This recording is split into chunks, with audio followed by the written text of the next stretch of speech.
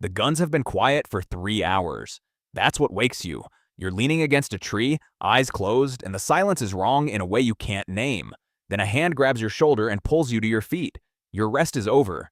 In less than 24 hours, 1,600 men are going to die, unless you move. The general's dugout is a tomb of damp earth and flickering candlelight.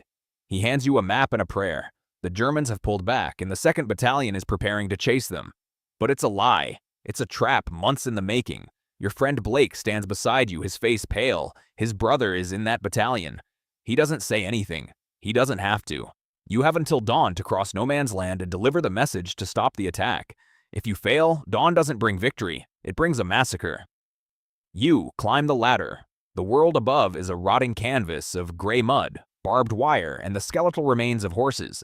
The smell of rot and wet iron hits you before anything else. Every step is a gamble, with a hidden mine beneath you or a sniper already watching. A boot pressed into the mud with a foot still inside it, and you keep walking. You crawl through the German line, a labyrinth of concrete and rats. The rats are fat and unbothered, and that is the most frightening thing of all. A tripwire snaps. The tunnel collapses in a roar of dust and darkness. You're blinded, choking on the dirt of your own grave. But Blake drags you out. There is no time to stop. There is only the line on the map. The farmhouse is quiet. Too quiet. You watch a dogfight unravel above you. 2 planes spiraling around each other like the only things still alive in the sky. It ends when the German plane comes apart over the barn in a bloom of fire and black smoke. You find the pilot in the wreckage, face burned, fingers scrabbling at the dirt. He looks at you the way you'd look at anyone holding water in a desert. You unsling your canteen and hold it to his lips. He holds your gaze. You hold his. In return, he drives a blade into Blake. The sound Blake makes is small. You drop to your knees beside him. You hold him while the light goes out of his eyes. You press your forehead to his. You stay there until his chest stops moving in a patch of dirt far from home. You take the rings from his pocket. His brother is going to need something to hold. Now the mission isn't just an order. It's a dying wish. You are alone in the enemy's backyard, with a ticking clock inside your skull. You run through the ruins of a coast under a sky lit by flares, shadows chasing you like something alive. You leap from a bridge, and the river swallows you whole. It drags you under, spinning you through bodies and broken branches, choking the air from your lungs. You wash ashore, hands and knees in the mud, coughing the river out of your lungs. The artillery finds the horizon again, and it pulls you back to your feet. Because if the guns are still going, there's still time. You find the 2nd Battalion. You find the men waiting for the whistle. Somewhere in those faces is Blake's brother.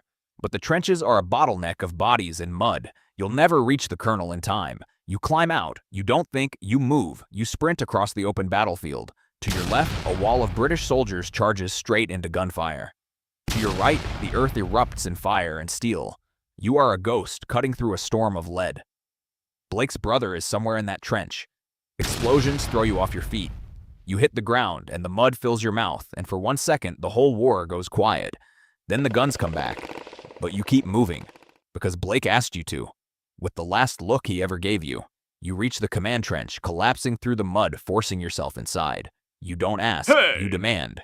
The letter is placed in the colonel's hand. The whistle doesn't blow. The slaughter stops. Your legs go, and you hit the mud of the trench and stay there. The adrenaline leaves you all at once, replaced by a cold, hollow ache. You sit in the mud and shake and let it happen.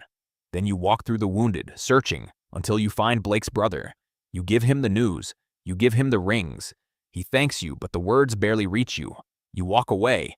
You find a lone tree standing against the horizon, far from the noise. You sit down. You take out a photograph, worn at the edges, soft from handling, and hold it in both hands. The war is still going. The mud is still wet. The dead are still dead. Blake is still gone.